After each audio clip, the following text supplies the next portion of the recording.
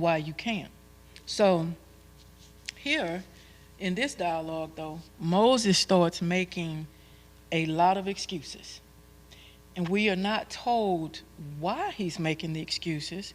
And so I begin to think in my mind, could it be, at this point, Moses is how old? Could he be too old to, put himself through this? Just didn't want to be bothered? Fear of being killed if he goes back to Egypt? Fear that the Hebrews would reject him, like the two after he killed the Egyptian soldier. They kind of got on him a little bit because he's been up here in this palace and they're out here as slaves. Was he going to face that? It could be all kind of reasons going on, with why he starts making these excuses. But this is an example of a spiritual burning bush, but now you're trying to put a carnal approach. Excuses is of the flesh. That's of you, of self. Because God didn't ask you to do nothing anyway but be available and go. That's it. So when you push back and run and all that, now you're trying to put a carnal answer to a spiritual call. All right. You ready, Sister Mary? 4 and 1.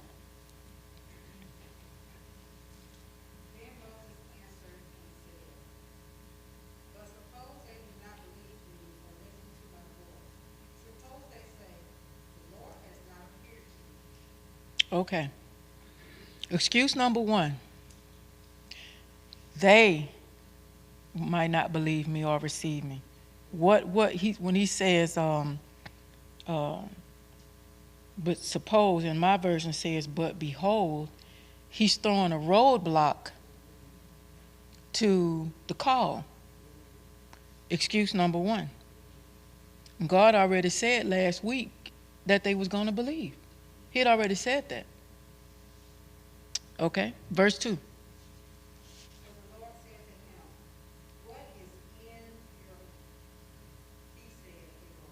Okay, stop right there. Notice he asked him, what's in your hand? He did not make a new rod. He didn't go make a fantastic new weapon. He just said, what is in your hand? Superman needs the outfit. Spider-Man needs that little thing, that little... Yeah, Spider-Man needs that. Batman got this car. They all got these special things they need. Batman got more stuff on that belt. For any situation, he can get in and he can get out. God only needs what you already have. And when we get down to what he really needs, how simple that really is. So he said, what do you have in your hand? Okay, that's the second question on the text message. What do you have in your hand?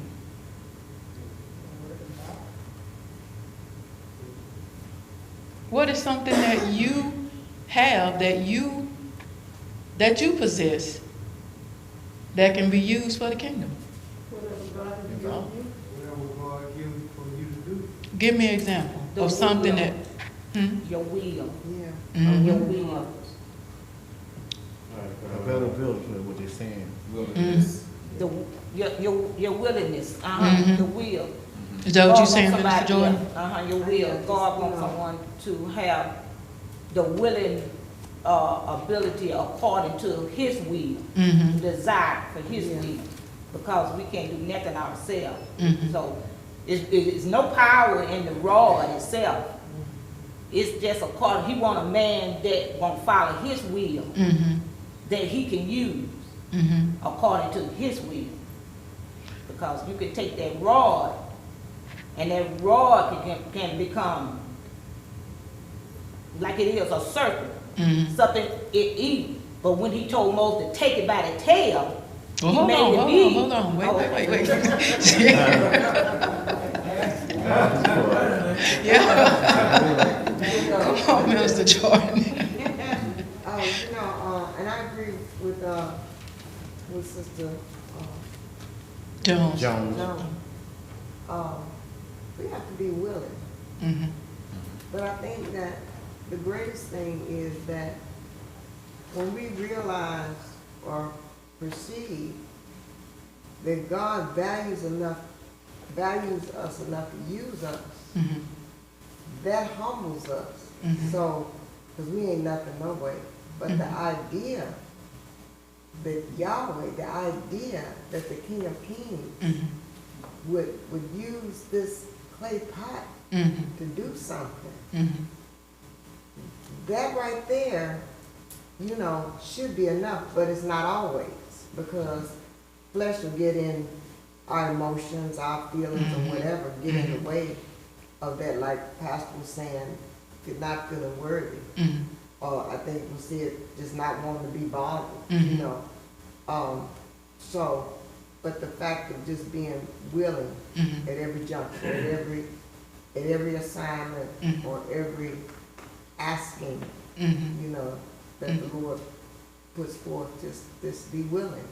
You know, not that we can do it because we can't, not even if we know how to do it, but just we're willing. Mm-hmm. We might mess it up, you know, I'm not saying mess it up in a bad way, but that we just willing to do what God Mhm. wants us to do. Who knows what their spiritual gifts are and talents are? Who knows what God has gifted you and equipped you to be able to do? Without, it ain't even hard to do it. Let me say this, First Lady. By trade, I'm a truck driver. Mm-hmm. So I asked God, I said, me being a truck driver and now a minister, Mm-hmm. what do you want me to do? What do I have Mm-hmm. that you can use? Mm-hmm. You know, and then it started coming to my mind, you're a truck driver, Mm-hmm. so you must be an evangelist. Mm-hmm. So I used to take my truck, Mm-hmm. and that God has given me the ability to be a truck driver. Mm-hmm. Everybody can drive a truck. Mm-hmm. So I took that and prayed and said, God, let my truck be my ability. So everywhere that I went, God saw fit for me to have an opportunity to present the word to someone. Mm-hmm. And God has to go a lot of places. So that was what I had for my ability to be able, that God can use me out in the world Mm-hmm. instead of steadfast. Mm-hmm. But that was what was in your hand. That was what was in my hands. All right. That's what I had. Anybody else? You know what your talent is. Mine is serving and encouraging, Mm-hmm. encouraging someone. Mm-hmm. Sister Elaine? Yeah, I was about to say serving. Serving? Okay. I like to sing. I was brought up from my grandmama singing in the quartet. And along the way, I just got away from it. Mm-hmm. But it always was chasing me right back to where I came from. Mm-hmm. Mm-hmm. Anybody else? Darling? Exhortation. Okay. Mm-hmm. Not just walking down the street, but just like people that not able to help. Mm-hmm. Mm-hmm. Right. You exhortate, and you are an exhorter, hands down. Yeah. Mm-hmm. Okay. I'll tell you mine. What I have in my hand, you told me you was a teacher. When I was little, I used to want to be a teacher. And I had a little brother, and I would sit him down. First, what I did, you know how they had the green chalkboard with ABCs on the top and the numbers up there? Well, what I did was I ran my grandmama crazy with that, because I would go to the board and ask her, what's this letter, what's that letter? And that's how I learned my ABCs and my numbers. But then I used to sit him down and make him learn them, so I taught him. But as I got older, I kind of got away from that, and then I went into nursing. But teaching has always, I don't know why, I love to see that light bulb go out. When somebody get it, I just love to do that, you know. So here it is, 45 years later, you know. But it's what's in my hand, you know. It's a gift that I could have used, you know, in any arena. You can teach anything. You can teach children. You can teach adults. You can teach elementary. You can teach college. But that's the tool that I have when he asks, what do you have? And I'm like, that's what I have.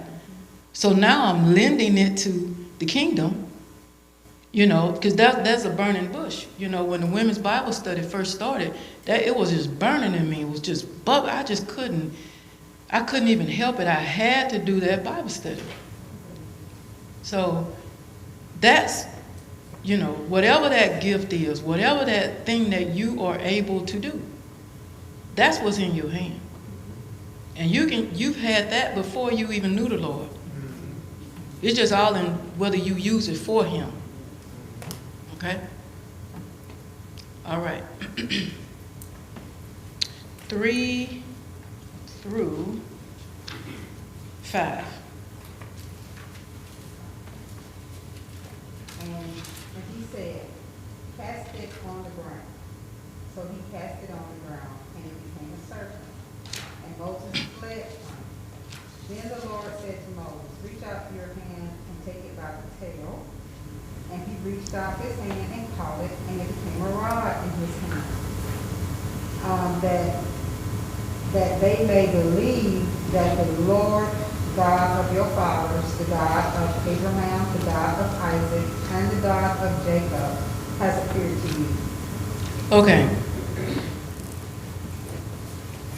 Lord, whatever you do not have to use a snake to prove anything to me. Let's go another route, because I would have ran from it. Moses ran from it, but I wouldn't have stopped till I got to the house. I'd have left the sheep, the goats, everything out there. I would have left it. I'm serious. Huh? Oh, no, we had this conversation at the house, because that's where I'm going. You by yourself. No way. But what's worse is, Sister Gloria, is he told him to pick it up how? And if you know anything about, you don't pick them up by the tail, because you're certainly going to get bit. So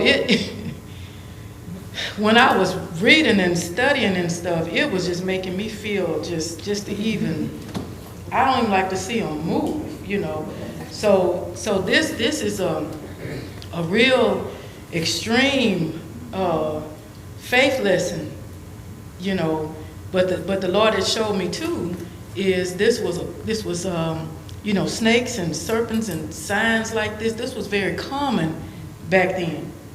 All right, so let's do 6 and 7, and then we're gonna tie all of it together. Furthermore, the Lord said to him, now take your hand, put your hand in your bosom. And he put his hand in his bosom. And when he took it out, behold, his hand was leprous, like snow. And he said, put your hand in your bosom again. So he put his hand in his bosom again, and he drew it out of his bosom, and behold, it was restored like the other flesh. Why would God go to this extreme with Moses? Why this extreme? Showing that God is in control. Mm-hmm. Could he be chasing? Because he kept on making excuses. Showing that he's in control. Mm-hmm. All of that. Gave him assurance that he was with him. He needed this level of faith. He needed that level of assurance. He needed it. So really, while he's making excuses about people not believing him, it's really him that's got the problem with believing it. This is really all bringing his level of faith, because when God told him in the previous chapter, the people will believe you. You can be in belief and unbelief at the same time. Okay. Mark chapter 9. Mark chapter 9. You can have both at the same time. Look at verse 20. And they brought him unto him, and when he saw him, straightway the spirit tear him, and he fell on the ground and wallowed foaming. This is the man with the little boy that's having these seizures and stuff, and the seizures would knock him down, and the boy would be foaming all at the mouth. 21, and he asked his father, how long is it ago since this came unto him? And he said, of a child, and oft times it have cast him into the fire and into the waters to destroy him. But if thou canst do anything, have compassion on us and help us. And Jesus said unto him, if thou canst believe, all things are possible to him that believeth. And straightway the father cried out and said with tears, Lord, I believe, help thou mine unbelief. So he believed enough to bring him to Jesus, but he still had little doubt. Moses believed enough to keep having a conversation with a burning bush, but he still had a little doubt. So all of that, the rod becoming a serpent and his hand turning into leprosy, that is God dealing with the unbelief. That's the unbelief, okay? So we got to learn a lot of things that we go through, and some of these miracles we get is because God is dealing with your unbelief. He's trying to show you whatever it is he needs to show you. So you're seeing, miraculous things happen in your life simply because of unbelief. So be careful, not just taking God at his word. You might find yourself running from a snake because he's got to show you and deal with the unbelief. You got that, didn't you, Nancy? Y'all understand what we're saying? He's dealing with the unbelief. It's a lot of stuff you go through that you experience a miracle in it because he's trying to show you, I am God. If I said it, I meant it. It will come to pass. Yeah, that's like people are healing. If he said he'll heal you, but you got to go through the process to get the healing. But he's done it. And then hey, God healed me. We believe in God. We believe when we know he's real. But it's almost when we run into certain situations, the unbelief. So Moses looking at the Hebrews are not going to receive me, and they're not going to believe me, and he's not taking God at his word. So that leper's hand, and that's rod becoming that is strictly to deal with unbelief. The same scenario with Gideon. Gideon, God had to prove himself, to Gideon, in like manner. And even so now, sometimes God has to deal with us, in our unbelief, and he has to, sometimes show us signs, because God has got something that he's trying to get us to do, and we're hesitant and stuff, and sometimes God even now will send signs, and stuff. But Gideon is a perfect example, what you're talking about, unbelief, and ask God to do this, and God did it, and okay, that ain't good enough, do it this way, and stuff. And even us, we bargain with God. Mm-hmm. Mm-hmm. We're going, and Sister, I almost call you Minister Jones. She was getting ready to go this way, but as we get further into Exodus, we're going to talk about the serpent and the rod again. And most of y'all probably know the story, but that type of stuff, throwing a rod down to become a serpent, that's magic. People did that kind of stuff back then. You see, it was common back then. And see, we look at magic as entertainment. You don't know the origin of where that stuff started at. Back then, if you could do that stuff, that was religion, just about. So it was very common for this sort of thing to happen. But Israelites, Hebrews, didn't do this kind of stuff. But Egyptians did. They did magic, and they did all kind of little sorcery and different things like that. Okay, so God is just using a common tool to speak the language, to show Moses I am God. I said it. If you run into resistance with Israel, just throw the rod down and show them, you know. That's all this is. It's just to deal with unbelief. All right. I'm learning to just take God at his word, because I don't want him to have to deal with my unbelief. You know, I really don't. I really don't want him. I want him to do things for me just, you know, out of love and the grace, you know, but not deal with me out of unbelief, you know, because that's going to take you through experiencing some things, and you're going to get some miracles, but it's simply because you didn't believe. All right? All right, let's do some reading here, 8 through 14. Then it will be, if they do not believe you, nor heed the message of the first sign, that they may believe the message of the latter sign. And it shall be, if they do not believe even these two signs, or listen to your voice, that you shall take water from the river and pour it on the dry ground. The water which you take from the river will become blood on dry land. Then Moses said to the Lord, O my Lord, I am not neither before nor since you have spoken to your servant, but I am slow of speech and slow of tongue. So the Lord said to him,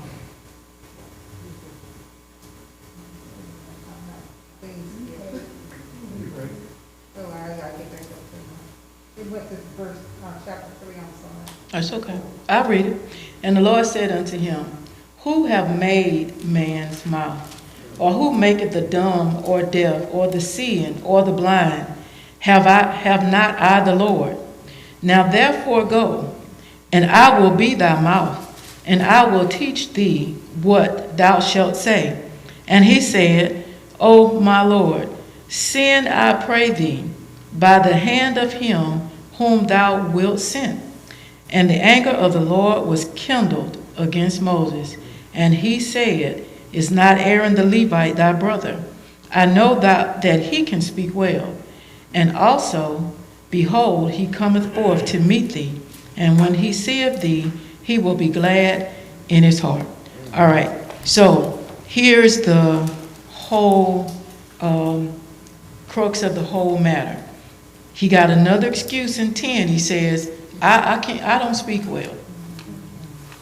I believe he used to, because in Acts, remember we went to Acts 7th chapter, and it said that he was mighty in words and mighty in deeds. So even if he had a little speech issue, he knew the words. He knew the words, because he was raised in Egypt and educated in Egypt. But he's saying, I don't speak well. Now you saying this to the God who said, I make mouths. You're going to have to go and come up with something a little bit better than that. You know, I make mouths. So how is that going to be an excuse that's going to get rid of me? And I'm the God over the mouths. I've told you that I'm going to be with you and I'm going to tell you what to say. But God is still not angry yet. Why did he get angry? What caused him to get angry? Because for one thing, he got his brother, telling him about his brother. And God don't need you to tell him about nobody else. That's the way I see it. And we're going to find out that Aaron gets in trouble, but he's going to tell God about his brother. And God already know about his brother. Up till now, remember now, they are in a dialogue, back and forth. They won't believe me. I can't talk anyway, back and forth. But Moses shut the whole conversation down and he said, look, just send somebody else. As long as he was talking about ability, he had God in a conversation. But when he shut down his availability, that's when God got mad. Because it's not by power nor by might, but it's by my spirit, said the Lord. So back to us preachers and receiving the call, it really was never about us anyway and what our ability. And I understand that we do need to live all that we know how to live if we're carrying the gospel. And we also have to know that the calling is the equipping. That's the equipping right there. When you're called, you're getting ready. All you have to do then is the yes.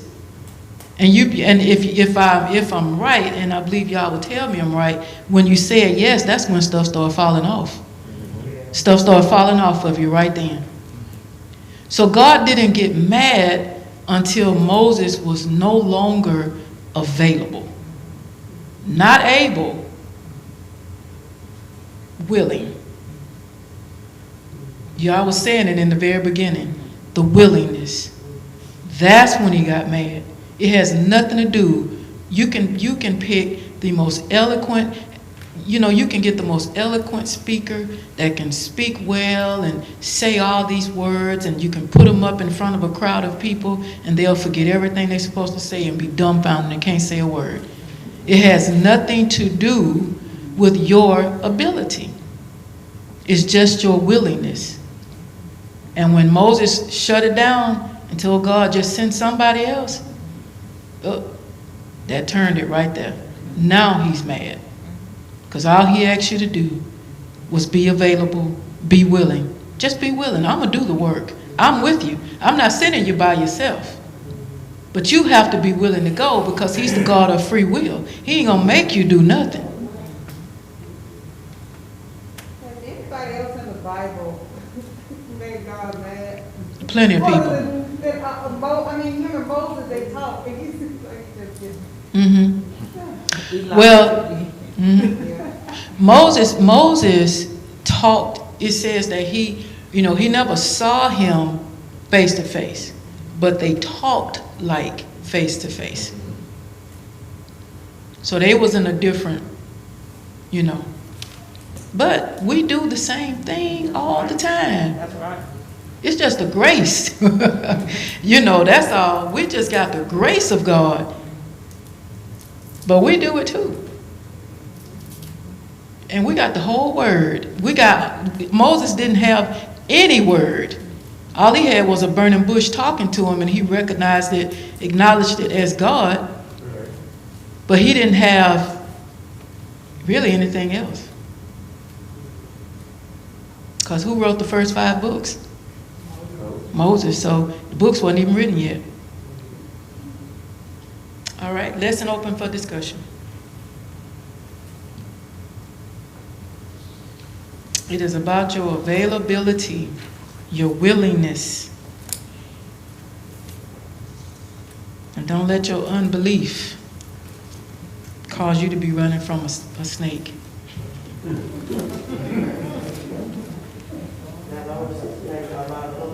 That's it.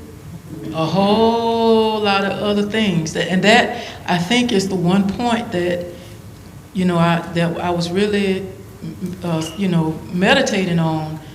A lot of things miracles that we see and things we get delivered from and brought out and things that happen, but God answered it and God did it, is because He's trying to deal with your unbelief. Earlier, I was talking to my husband about the lesson when we got here, first out.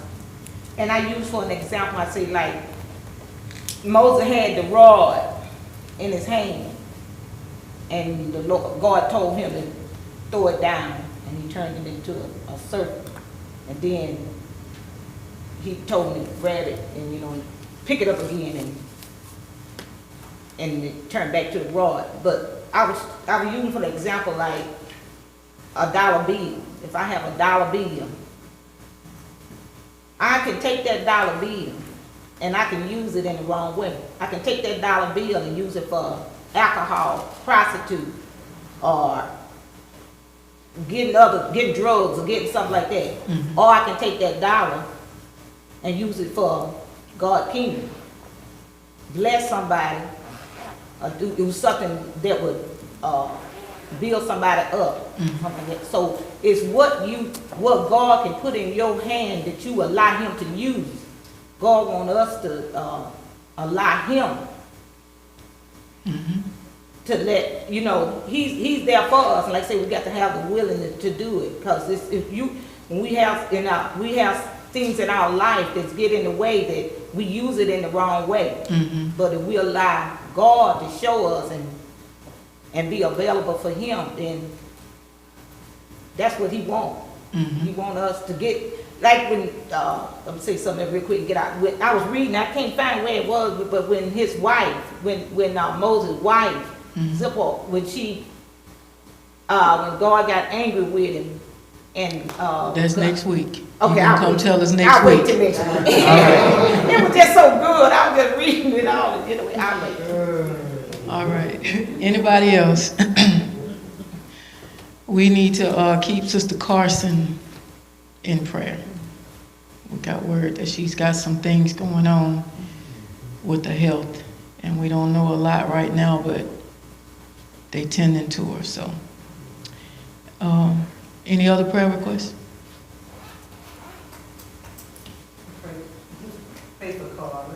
Okay. Okay.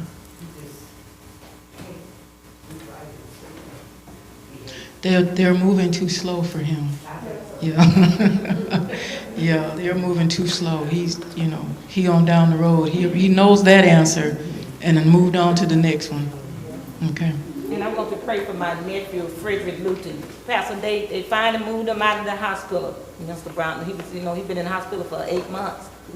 And he went today to Twin Oaks Nursing Home.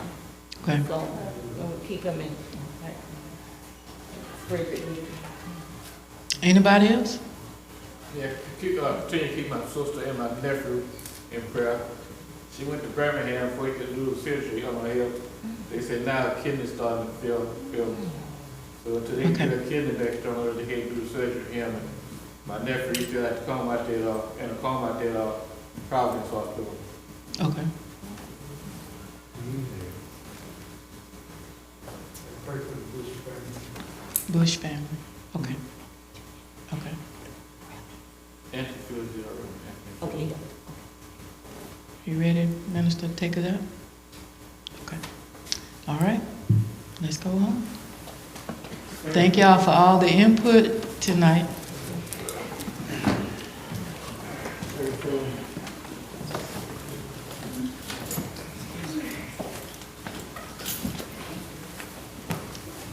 Father God, we thank you for giving us opportunity, Father, to come into your house tonight. We thank you for your lesson. We thank you for First Lady and our pastor. We thank you for giving us a place to assemble, to study your word. Now, Father, we ask and pray that you take care of those that are on our sick list. Bring them out, Father. Heal their body. Yes. You don't know what it is, most of it, but you do. Yes, Lord. And we know that you can take care of it. Your own way, your own way. Now, as we leave this place, Father, and go back to where we came from, let's pray we should arrive home and find everything as well. Yes. Yes. In Jesus' name we pray. Amen. Amen. Amen.